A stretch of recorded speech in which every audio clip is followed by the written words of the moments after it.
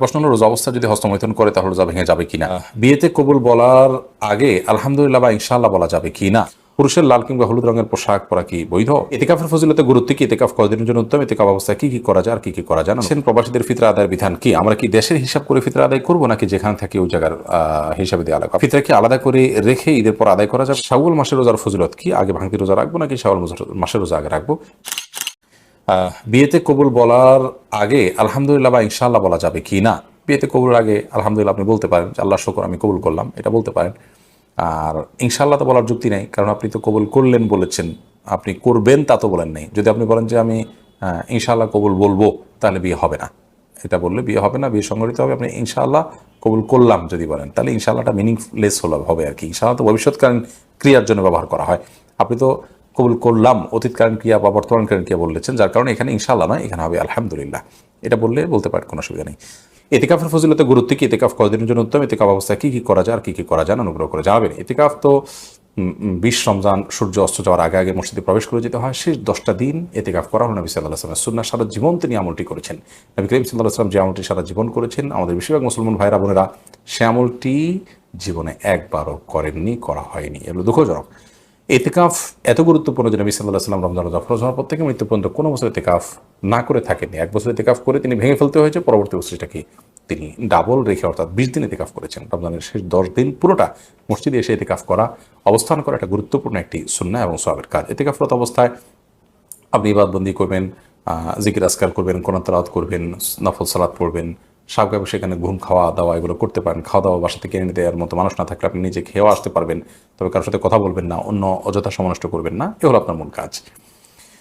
শেষ দশকের করণীয় সম্পর্কে বিস্তারিত জানতে চাই। শেষ দশকের দিনগুলোতে এবং রাতগুলোতে সবচেয়ে বেশি ইবাদতের জন্য সাধনা করতে হবে, প্রধান করণীয়।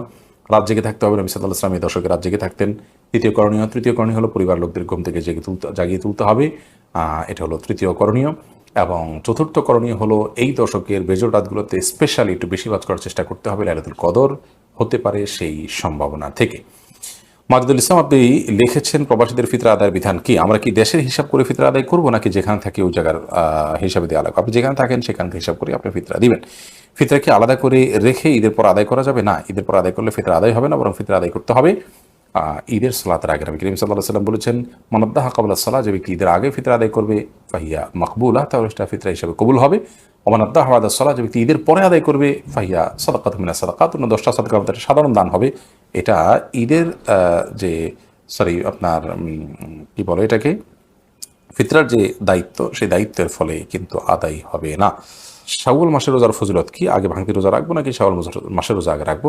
সন্দেহিতভাবে আগে ভাঙতি রোজা রেখে তারপর শাওয়াল মাসের রোজা রাখা উত্তম। শাওয়াল মাসের 6টি রোজা রাখলে সারা বছর রোজা রাখার সওয়াব হয়।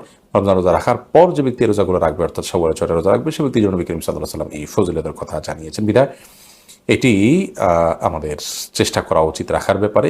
যাদের রমজান রোজা ভাঙতি আছে সেগুলো আগে রেখে তারপর সবার রোজা রাখাটা উত্তম। যদিও সেগুলো না রেখেও সবার রোজা রাখলে তার রোজা হয়ে যাবে এবং শাওয়ালের 6 রোজার ফজিলত তিনি পাবেন ইনশাআল্লাহ বিদিনা। যদি অনেকগুলো আমাকে ক্ষেত্রে ভিন্নমত পোষণ করেন, কিন্তু আমরা মনে করছি যে শাওয়ালের 6 রোজা যেহেতু পরে রাখা যাবে না, এগুলো রেখে তারপর কাজ আদায় করলেও ইনশাআল্লাহ তার শাওয়ালের 6 রোজার ফজিলত আদায় হবে।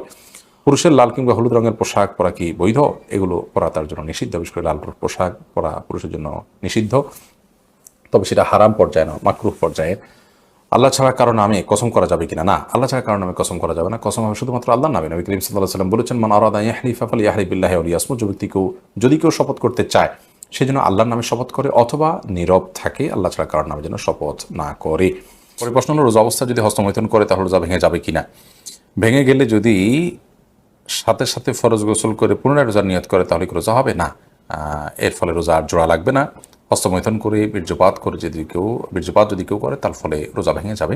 এই রোজা তাকে পরবর্তীতে রেখে দিতে হবে এবং এই রোজার ভাঙার ফলে তাকে কাফারাও আদায় করতে হবে। অর্থাৎ একটি রোজার কারণে তার একটা রোজা তো কাজা করতেই হবে, সাথে আরও 60টা রোজার টানা ধারাবাহিকভাবে বিরতিহীনভাবে রেখে দিতে হবে।